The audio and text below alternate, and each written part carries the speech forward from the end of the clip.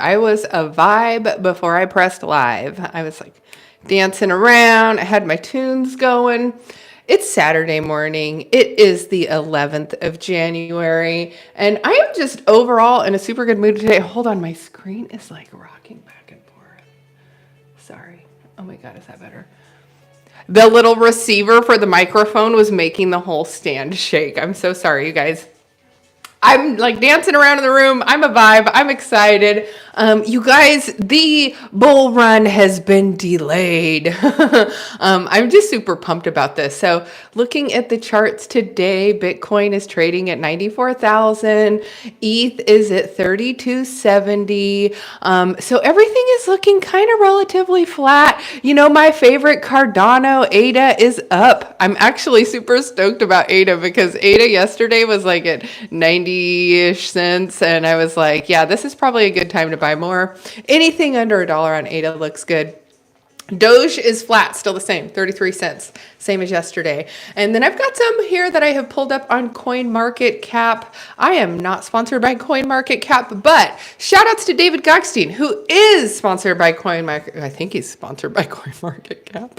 Oh my God, if he's not, you guys, you should sponsor us. So anyway, I've got a couple of charts here I'm going to pull up from CoinMarketCap because I have a bag of Pepe, and you guys know Pepe is one of my favorite meme coin holds this cycle, and we're starting to have some liftoff back on the Pepe charts. There are still some significant central exchange listings that we're looking out for later this year, so I think once Pepe receives a few more listings, we're going to really see a lot of movement on that. I still think it's the Doge of this cycle, so I actually went in heavier on Pepe, and last cycle I went heavy on Doge. I did well on it, but I have double, triple, quadruple down on Pepe this cycle because I totally think it's going to do well. So hold on just a moment while I take a drink of my coffee. I hope everybody is having a great Saturday so far. If you are here in the chat, shout out to you. Go ahead, give me a like, smash a subscribe if you're new here. My name is Julie Kennis, and I bring you all things crypto market analysis. There has been quite a bit of FUD over just crypto in general, the economic outlooks. We're receiving lots of news and headlines about job data, numbers not being good, not having any sort of rate decreases over the next 12 months. And so overall sentiment is just not very great for financial outlook, but I think that is just some news that is FUD for our industry because we all know that this market we've got coming into is going to be a pretty good one. The banana zone of the crypto market is impending, and that is what has me the most pumped, is that I actually think we still have a little bit of time to accumulate on these. So as you know, I am big on meme coins. The meta is the meme coin super cycle. And so you want to keep an eye out for the memes that you have a lot of conviction in, preferably staying away from the PvP, which is peer versus peer. You would rather be in a coin that has higher market caps where, you know, one person can't take the liquidity away from everyone else. So try and get into some PvE coins. Shout out to SPX, SPX community. They've had quite a bit of hefty swings on that token. It reached just under $2 and then it's retraced. I think the last I looked this morning, it was looking like $1.08. Hello, good morning from Russia. Yes, with love. I'm here in California, north of all of the fires in Los Angeles. Thank goodness. It's very tragic what's going on out there. Everything you see in the news is true. There is not enough water. You know, I know it sounds funny, but there's been a lot of political noise around water supply and reservoirs being full or not being full. And anyway, it's just a bit of a nightmare. There's so many people drawing on the water at once. That water pressure is extremely low. You're hearing about like people who stayed behind and saved their houses with buckets of water from the pool. It's just a completely dire situation out there. And then the weather over the last couple of days, we've continued to have Santa Ana winds. It was supposed to die off. Now they're saying over the next 24 hours, it should be picking up. And then one of the fires had just reached over a ridge of the mountain. And so now they're saying that the Brentwood area is also potentially impacted. So it's just super tragic, you guys. One of my friends lost her home. And then not only did she lose her home, but when people told her, oh, please post a wallet, post a GoFundMe, of course, everybody latched onto her, called it a scam, say, don't donate to this LARP. And I'm like, I know this person personally. And I get it because people kind of came after me with the Amelia token. And, you know, whether I was legitimate or not, and my mission still stays the same. I have an appointment to go do a donation to Stanford Children's. And so, yeah, I will continue, but I'm not, you know, it's not easy when you have people coming at you and attacking you, and you know, yeah, no matter what you do, you can't satisfy everybody, and so yeah, you just have to do what's right in your heart. So lots of prayers going out to the people in Los Angeles. Yes, I hope that everybody is able to find a path of recovery forward. And it's so far from containment that people are not even beginning to start to think about recovery yet. So it's just super tragic. So I also think that's partially why we are having some volatility in the market. But again, I think that is all just a chance for us to be able to accumulate more. Solana today is trading at 187. It's still relatively flat from yesterday. Anything under 200 Solana. You know, people were calling for $1,000 Solana this cycle. I honestly think that it potentially could go over, just because it continues to be the strongest ecosystem. They're continuing to build out on it, develop on it. You know, it's Ethereum was the king of last cycle, and I have to say that Solana is gonna dominate this cycle. I've actually always said Ethereum is like a man to me, but Solana is like a Latina. So whenever I would do talk about Solana in group chats, I would always do like some spicy Latina meme. So anyway, our little Latina is going to have a runner this cycle. So I am bullish on Solana ecosystem. And shout outs to my Baby Pingu community. I do not know if any of you guys are here, but Baby Pingu guys, if you are here, drop a comment. I am starting to talk about them on my X page. I was listening to their spaces that they had this morning with Martech, and hearing Carter talk about the plans for Baby Pingu, how the staking is going to work, all of the utility built behind this meme coin. It makes me just super excited about what they have going forward. Plus, I've known Carter for a while. I know he has a successful business outside of Web3, and you guys know that I always love to work with people who are doxed and reputable, and somebody that I feel like I can just align myself with. So anyway, shout outs to Baby Pingu. If you guys are there, drop a comment. I'm going to drink my coffee right now. Just a moment. Okay, I'm going to pull up some news for you here. This is great. Forbes just deleted, or it's just deleted. They should delete this. This is just some FUD coming out about what they are seeing right now. So hold on, my website just crashed. I got to restart it. Bitcoin brace for a huge earthquakes as Fed shock fuels crypto price crash fears. And this was just posted this morning, 7 a.m. this morning. Bitcoin has swung wildly after robust U.S. jobs data snapped expectations of Federal Reserve interest rate cut. Oh my gosh, my website crashed again. Bitcoin price had dropped around 92,000. As you guys know on the live stream, I pulled it up. We were at 91.1. So that was the low there. Oh my gosh, this just crashed again. I need to restart my computer, you guys. Basically, in short, what that says is that is that they're taking all of the news that's coming out about the jobs loss data, the non-interest rate hikes, or the not decreasing the interest rates, and so that is giving them speculation that that is not going to it's not going to do well. And so then Cointelegraph, I popped over to there, Cointelegraph, and I know Cointelegraph gets fudded on, but they also Bitcoin trader warns of risky is peaking in crypto cycle and calls for caution. So, and I have seen this. Some people have already started to call for top of the cycle.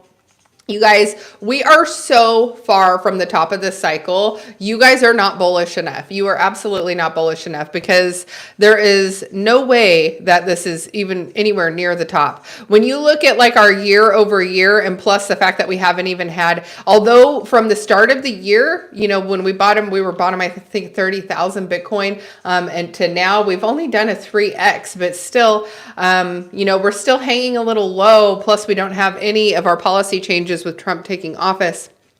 So, although all of these pieces of news are coming out and stating that the price is starting to look a little bearish, I just don't see that for the long term. I still think we're very, very early in this bull market, and I'm continuing to hold my bags with conviction like we are very, very early in this bull market. If you guys are new here and you guys are hanging on and listening to me chit chat about crypto and charts and where we see this market going, go ahead and smash a like and subscribe. I'm trying to grow my channel. You guys, I'm almost to 500 subscribers. I'm almost to 500. I am so excited to hit the 500 mark. So I only need 20 of you. Just 20. That's like so few. Some of my lives have been getting, while I'm on the live stream, I have close to like 80 concurrent viewers during the live. And then once I am off and it publishes, I continue to build some viewers over the next 24 hours on that live. So my average is about 100 people per live stream viewership. So if you are new here and you like what I'm saying, just go ahead and give me a subscribe, please. I am here every day bringing crypto news, and I like to interact with you guys. I'm fairly active on X, previously Twitter. I am handle at Julie Kinnes #2. So Julie Kinnes 2 is how you find me over there. And over there, I participate in spaces. I have a subscribers only section, which I do like more behind the scenes stuff. I do have some stuff coming up this year that I'm pretty excited about. And so I will be posting more for my subscribers only. So if you follow me over there and you give a subscribe, I would be so ever grateful.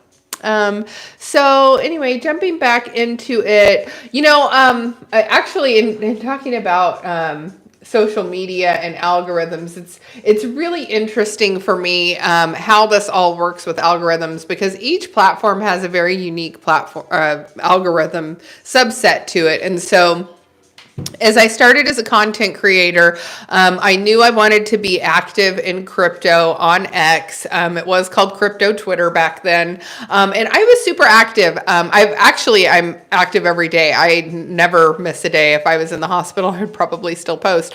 And so I've stayed very tapped in, because during challenging times of my life, I have found crypto community always kind of pulls together. Do I have a Bitcoin address? I do have a Bitcoin address. I will post that.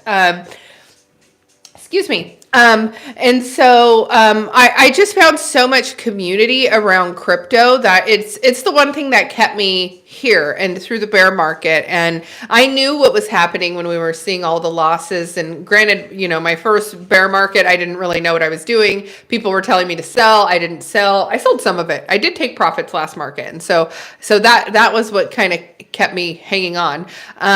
But as I have moved into YouTube, I took a job with Gokhshtein Media. Shout out Gokhshtein Media. Follow David Gokhshtein on X. He is also here on YouTube, live streaming daily. He and Leslie have been the ones kind of pushing me forward and getting me excited about my career and content creation and feeling like that I can do this. So I felt like I did a lot on X. I've grown to 12,000 followers on X. I'm very active every day on there. But now this year, my heavy focus is going to be on YouTube, learning YouTube algorithm, how it all works. I have a friendship group of other content creators that are also involved in YouTube, and we're able to kind of help each other and give each other, recommendations and tips to help each other. And YouTube can be a hard platform to get started on. It can seem people don't like to be on camera talking, and you can sit there and watch a video of yourself and pick yourself apart. But at the end of the day you just have to kind of get out of your own head and press play or press play. I can't talk. Press record. Let me get a drink. So, I've done quite a bit of live streaming, but this is the start of my live streaming journey on YouTube, and just kind of watching how these videos play out, tweaking headlines, what you put in the headline matters, what you have in the thumbnail matters, the form of which you are posting the content. And so over like the last 6 months to a year, the YouTube Shorts have really taken off, and that has kind of been how you find new people, end up on their channel, find out what they're talking about, and subscribe to them. And so I've created some shorts that have done pretty well. I do have a long form video that did go semi-viral, and it has 15,000 views on it. And it's actually kind of short for it being a long form video. It's only 6 minutes long. But I'm talking about crypto. I'm talking about Pepe. I'm talking about bread on base. I'm talking about Dogecoin. I'm talking about basically the meme coin super cycle. So exactly what we're talking about now. Anyway, so with trying each of these different avenues and now going live vertical, there's some different nuances with going live vertical and things that I'm learning and trying out. And 2025 is the year we're gonna, mess around and try some things and see what we learn. So anyway, if you are here and you are still tuned in, go ahead and push a like, make a comment, help push this out to more people. I would appreciate it. So the rest of this weekend, I see things being relatively flat. I don't see a whole lot of price swings. I do think on Monday we will see a bit of a climb, but then I still feel like into Tuesday, Wednesday, Thursday, we're going to have some more pullbacks. As you guys know, inauguration is officially 9 days away. So I believe that on Inauguration Day, we are going to start to see some real forward movement in these charts. There may still be some FUD in the news, things coming out and things like that might try and affect pricing overall.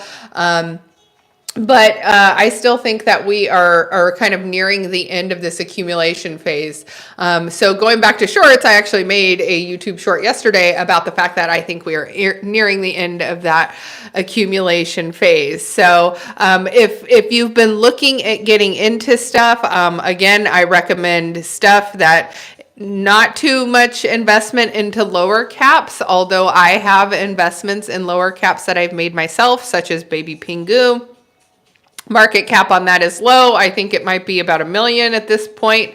But then you have options like Pepe. You can get in a fraction of a penny, and that has a almost $8 billion market cap. And so when you're in something like an $8 billion market cap, you can throw in a couple thousand, 10,000, whatever you want, and ride that through this market cycle and take your profits along the way where you seem fit. My exit strategy, I'm going to start to ladder out towards the end of summertime. So towards the end of summer, I do think we're going to have some pumps through June, July, but then you start to see some pullbacks into the fall, and then you see a sell-off into the winter months. So into November, December, we're going to start to see people that have made serious gains all of 2025 that are consulting with their tax advisors that are telling them to take some losses, take profits, take whatever, but they're going to be cutting some at the end of the year. So now whether this bull market continues to go into 2026 is the question, and everybody is watching it. Now we are nearing like mid-January, and we have not had those seriously significant pumps that we would have expected so far. So with that being said, there is some speculation that we are going to see pumps into 2026. Now, if you remember the 2020 bull market, we actually did have pumps from 2020 that were triggered by stimulus. And those stimulus payments helped push us into 2021. And then we had to run pretty much all of 2021. Towards the end of 2021, we started to see people selling off. And that was where we started to see the entrance of our bear market. So the end of the year, expect some sell-offs. So if you are writing this and you are making money, I urge you to take some profits before we hit like November, December, and just do that for yourself. Buy yourself some nice presents for the holidays, take your family on vacation, do something nice for yourself, but don't do any significant like purchases and things like that. And that's the one thing I can tell you, like, do not take your profits and put it into something that is going to cost you money. So most people, whenever they start to make money, the first thing they do is they go buy a car, they get the car, it's going to be on high interest. You're going to look at a loan for the next 5-6 years. That is money that you could potentially be holding for the next bull run. So when you look at the market cycles, it runs in a 4-year cycle pattern, and that 4-year cycle pattern will make it to where you can write it down. Once you hit the bottom, you can start to then ladder in, because even though you think you've hit the bottom and you start to buy in, your dips will keep dipping, and next thing you know, if you've put too much in because you thought you hit bottom and then more negative news comes out and whatever have you, then you want to have liquidity on the side. So my whole strategy this cycle is to start to ladder out towards the end of summer, and I will ladder back in towards the bottom and to the next bull market. Because if you have enough size, you can sit there and kind of play in a bear market. There were times during the bear market where I wished I had liquidity, and luckily I found Pepe, and when I found Pepe in the bear market, that gave me liquidity to get me through the rest of the bear market. Because as a lot of people know here on my channel, my daughter had significant health problems, still has significant health problems. And my investments are what I've pretty much been living off of. And so my need to become a content creator, become a successful content creator is 100% driven off of the fact that, like, I need to be able to establish an income from home and be able to take care of my daughter, just because, I'm not able to work a normal job. I've tried, employers, they want to be accommodating, and then they see what the true gravity of the situation is. And so, it's just easier for me to be able to find a way to make it as a content creator. So if you aren't into crypto and you are seriously still hearing me jabber on and on about this, and you're just into the content creator side of the journey, give me a subscribe and follow me on that, because I do like to talk about the content creator side of things, because it's super fascinating. There's so much to it, from the microphone to the lighting to the algorithm to, the people that you're working with and that inspire you. And,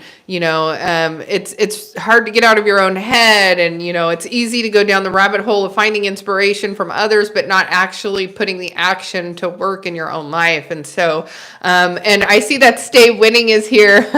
Stay Winning, hello, how are you? You are one that understands the grind. So if you see Stay Winning, he is one of my dear friends. He has been grinding on his channel. I think he has 2,000 subscribers now. Do you have 2,000? I'm super proud of him. He grinds and he posts every day, and so I'm trying to get my friends together to help kind of support each other in this new journey of posting every day, but he's definitely one that's leading the pack. So, okay, so Baby Pingu, is that on Solana? Yes, Baby Pingu is on Solana. If you look on my X page, I probably need to pin it to my profile because I keep talking about it. I knew the dev team, well, not the dev team, it's a CTO project, which that means a community takeover. So Baby Pingu is a spin-off of the Pengu coin, which is Pudgy Penguin. So it's a derivative project. The devs sold, the project was dormant, and a CTO team went in, and they've been working on the marketing, the merchandise, all the stuff. There's a staking element to it, but you don't have to stake. It's a 404 project. There's cross-community collaboration. So it's a true meme coin with utility. So I was listening to them this morning in Spaces, and they're just there's such a wide array of X Spaces. Like, there are some people on X that are just blah blah blah blah blah, yelling and screaming at each other and not really talking anything important. And then there's those X Spaces where you go into it and you're learning stuff and you're meeting new people, and it's really engaging conversation. And that's truly what the Baby Pingu community is doing. They're doing a different approach. They're actually wanting, Pudgy Penguins, and Luca has built such a beautiful brand and great product and has done so much to bring product to market for regular people and to get it out there. And so even though it's a derivative project, they're trying to handle it as professionally as possible and to be able to do something that reflects well upon the Pingu coin and ecosystem that Luca has developed. And so I just have so much respect for that and what they're doing. So I'm going to keep talking about it just because I like them. They're good people. Before I started my stream today, I had thought about bringing out some of my DePIN mining devices because the crypto ecosystem is so big and there's so much to it. So I think on my next live stream, I might actually pull some of my devices out so people can view. Like, I have a Bitcoin miner. I'll pull that out. I'll pull out my DePIN devices. As you guys know, I'm wearing a Kudus ring. My Kudus ring is on Solana. I was actually looking at it last night because I've been wearing it. I love it because it has this little green light on it. So whenever say I'm super stressed or I'm working out really hard, like, it will start lighting up green. So I'm like, I know it's capturing data right now. That, and sometimes at night, like, it'll like light up. It's really cool. But anyway, I was just looking at some of my data last night because I hadn't really dug in and looked at like all of my steps and things like that. So it's the Kudus ring is super cool. This was a gift from Sunny Mans. Sunny has I want to say a Solana podcast, but he has a crypto podcast, but he's heavily focused on Solana. But he talks about other things too. So shout out to Sunny because he gave this as a gift to me for Christmas. So thank you, Sunny. Anyway, that wraps up my live stream for today. If you are still here, shout out to you. Thank you for tuning in and listening to me jabber for so long. So I will be back tomorrow. I don't know if I'm going to bring the DePIN devices just yet, but I'm definitely going to bring them in here so I have them. So anyway, sending you so much love. Have a great day.